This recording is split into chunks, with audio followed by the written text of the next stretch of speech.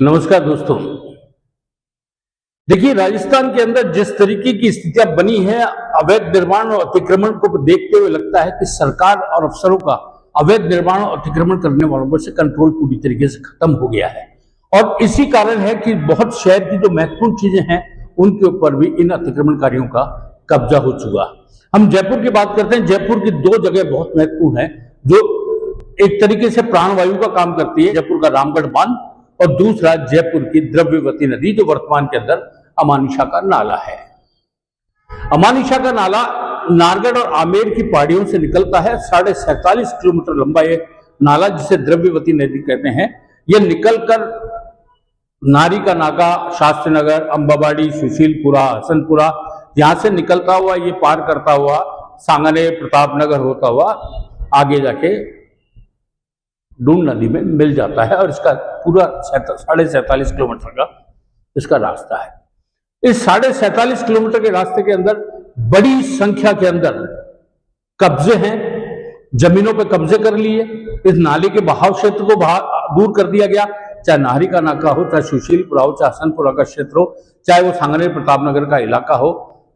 इन सब के अंदर इतने अतिक्रमण हैं, उसको लेकर मामला हाई कोर्ट के अंदर विचाराधीन था। हाई कोर्ट ने इस मामले में अफसरों को तलब किया, जेडीए से बात करी और जो हाई कोर्ट है उसने साफ तौर पर कहा कि द्रव्यवती नदी जो वर्तमान का अमानिशा नाला है, उसने कहा कि इसके अंदर तो सिर्फ एसिड यानी द्रव्य बचा है, इसमें पानी तो बचा हुआ ही नहीं है।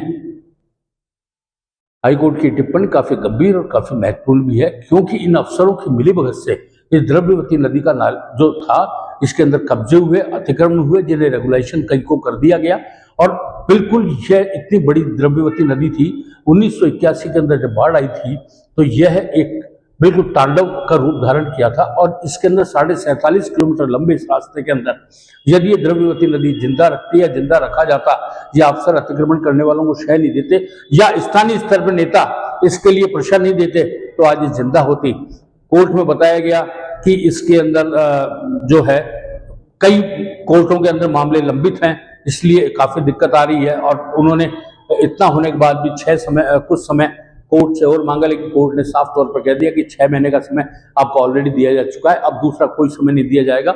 अगली बार जब कोर्ट की तारीख हो, कोर्ट की पेशी हो, तो आपको इस अमानिशा नाला द्रव्यवती नदी से रिलेटेड जितने भी विभिन्न कोर्टों के अंदर मामले चल रहे हैं उनकी पूरी रिपोर्ट लेकर आनी है, पूरे अतिक्रमण को बारे में जानकारी देनी है। उसके बाद कोर्ट तय करेगा करना क्या है, क्या और क्या नहीं करना है। अफसरों की सांसद गले में आई हुई है, क्योंकि इस बार हाई कोर्ट बिल्कुल पूरी तरीके से सख्त है और अतिक्रमण करने वाले, अतिक्रमण का प्रेशर देने वाले, इन दोनों के खिलाफ कार्रवाई होनी निश्चित मानी जा रही है। क्योंकि रामगढ़ बांध के मामले में भी हाल ही हाईकोर्ट ने फैसला सुनाया है कि इसके बहाव क्षेत्र के अंदर जितने भी अतिक्रमण है उनकी लिस्ट बनाई जाए। कोई कितना भी पावरफुल हो, होटल, रेस्टोरेंट, फार्म हाउस या अन्य जो भी निर्माण हो, उसकी सूची भी कोर्ट के अंदर पेश की जाए।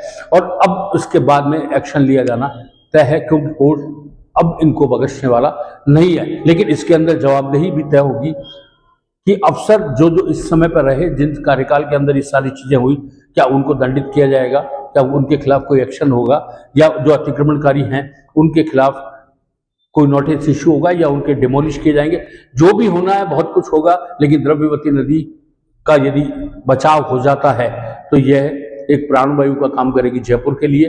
क्योंकि इसको 2016 के अंदर द्रव्यवती नदी को गुजरात की साबरमती नदी के तर्ज के ऊपर डेवलप करने का प्लान बनाया था, लेकिन राजनीति के चलते सरकारें बदलती गई और यह द्रव्यवती नदी का नाला बनकर ही रह गया। और यह इतनी बड़ी नदी थी, सिकुड़कर एक नाले में तब्दील हो गई और लोगों ने बड़े आलीशान वहाँ घर, होटल, रेस्टोरेंट, फार्म हाउस तक बना डाले।